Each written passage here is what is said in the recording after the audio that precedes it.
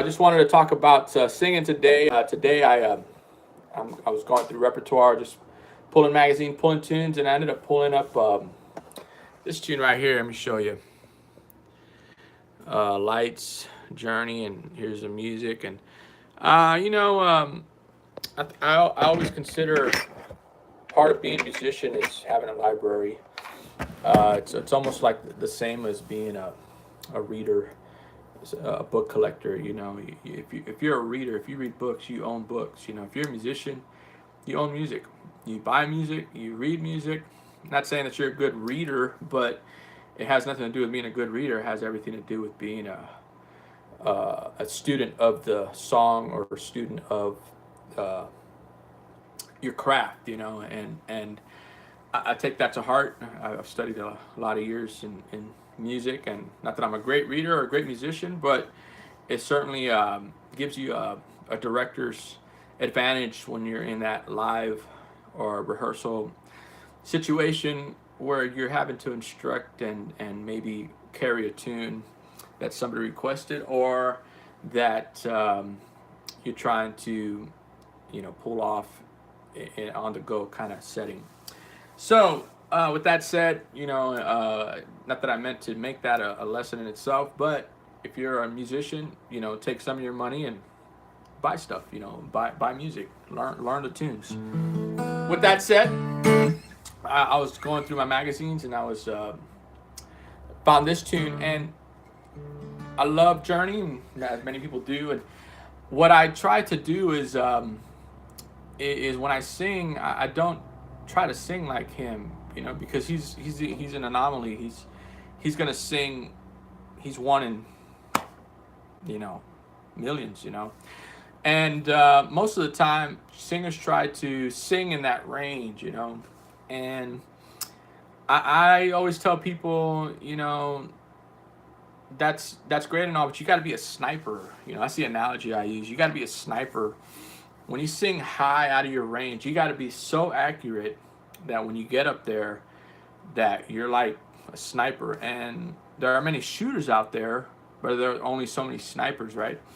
And to be a sniper and to hit a bullseye is quite a skill. You have to be really skillful. You have to really be refined. And the reason I say that is because, and I use that analogy, is because if we were to take a target and move it closer, you are more likely to hit that target, and the average shooter will be able. I was interrupted there, so just continuing from the last one. So if you had the target closer to you, the average shooter would more likely hit the target. Whereas if it was 100 yards away, 200 yards away, you have to be a phenomenal shooter to hit the target. Not only that, if it's so far away, you might have a target, and when you hit it, you might hit the target, but you might be off a little bit. You hit the target, but a little bit of the bullets outside of that target, right? So what makes great singers great is intonation. What makes great singers phenomenal is phrasing. What makes those phenomenal singers really amazing is now the range, right? They can sing out of their range. They can go up high. They can go lower than the average singer, and that's just it's almost like somebody having the an edge, a natural edge on other singers. Doesn't mean you're not a great singer. It just means they got something that you don't. So you got to be mindful. You got to be skillful of when you're singing. Not that I'm a great singer, but in the years that I've practiced and the years that I've studied, is don't sing like those guys. Sing like you. You got a voice. You have a tone. You have a timbre. Use that and make that. So the song is Indeed.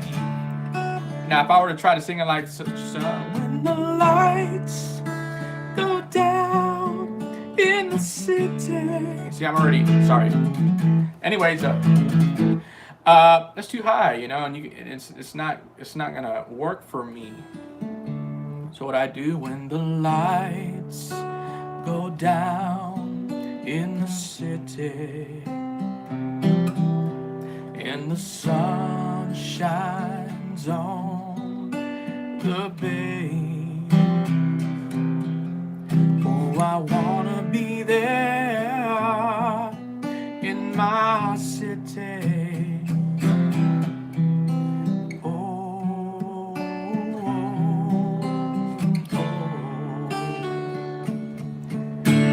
said, oh, there'll be mornings out on the road without you.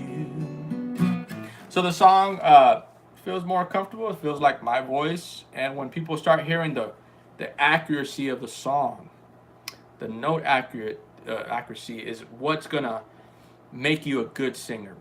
What's gonna make you a great singer is phrasing, owning those lyrics, owning those melodies, and really playing it like it's like a clay, Stretch Armstrong kind of. You have so much pull and phrasing that, that's what Michael Bublé, Frank Sinatra, Tony Bennett, you start naming these great jazz singers, Kurt Elling. Also, that's another thing. You should be able to name singers. If you're a singer, you should be able to name singers that you admire and why you admire them. If I name a singer, it's because I've listened to that singer and I said, man, Bublé's he could phrase and he can sing pop, he can sing jazz, whereas Kurt Elling, if you hear him, he's a fusion singer. He's gonna take you out of your comfort range. He's gonna sing a tune and it's like he's gonna make you feel a little uneasy about it, but you're captured, you're in awe of his talent because Kurt Elling is the man, okay? And his ability to scat. And Mel Torme, you should be able to, Mel Torme, phenomenal singer, Ella. And I name jazz singers because they really own their craft, whereas maybe a singer like me, I sing the notes. I'm going to sing the notes of the song, and I'll be somewhat accurate and pleasing to the ear. But to be an actual vocalist singer, it really means that you own every note in the scale. You can sing it on demand. Not that you're a scatter, but if you hear a chord, you hear the different intervals in that chord, and you can sing against somebody and with them and sing harmonies. That's a true master vocalist. If you're not that singer, if you're not a master vocalist like most guitar singers are, right? Like someone like me, that's not a. We're singers, but we're not masters of the art, right? I'm more of a guitar player. But I'm going to go on stage and I'm going to sing tunes because, that's what I'm going to do. I can't rely on a singer and to know every song, so I'm going to do it, and I'm going to make it easier for myself and sing tunes.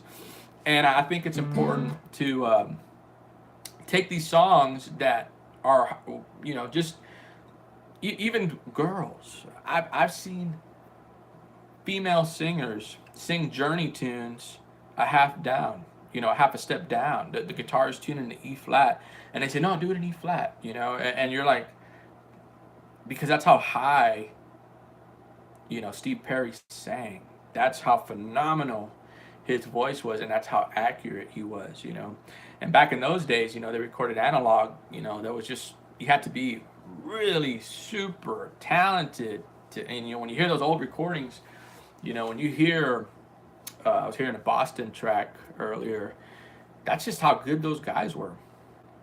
They were phenomenal, talented musicians. And the today artist is average. You go on YouTube and you hear these average players being heard and being seen.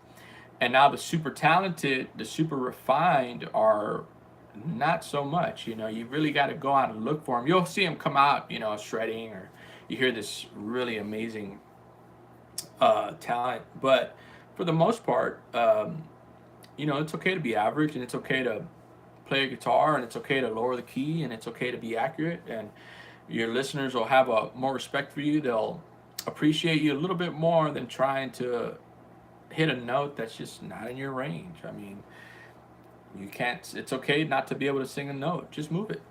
Bring that target closer to you.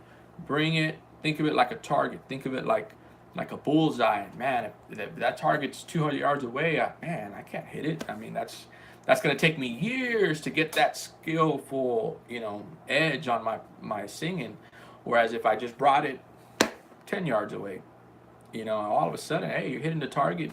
And maybe you're hitting the target 4 out of 5 times. Well, you're still missing one target. In the music business, missing a note is not is unacceptable. It's not not that it does, I miss notes all the time, but what I'm saying is you're trying to score 90% or higher. Anything under the 90%, if you're hitting 80% of the notes, that's a B. That's not very good, especially in the music world, especially if you're a rehearsed singer, and you're going on stage and hitting 80% of your notes. That's pretty good. You're passing, but you really want to be in the 95 to 100% accuracy. And what does that mean? Really changing the songs, okay? Changing the keys, doing what you got to do. Take a lesson, learn your voice, learn how to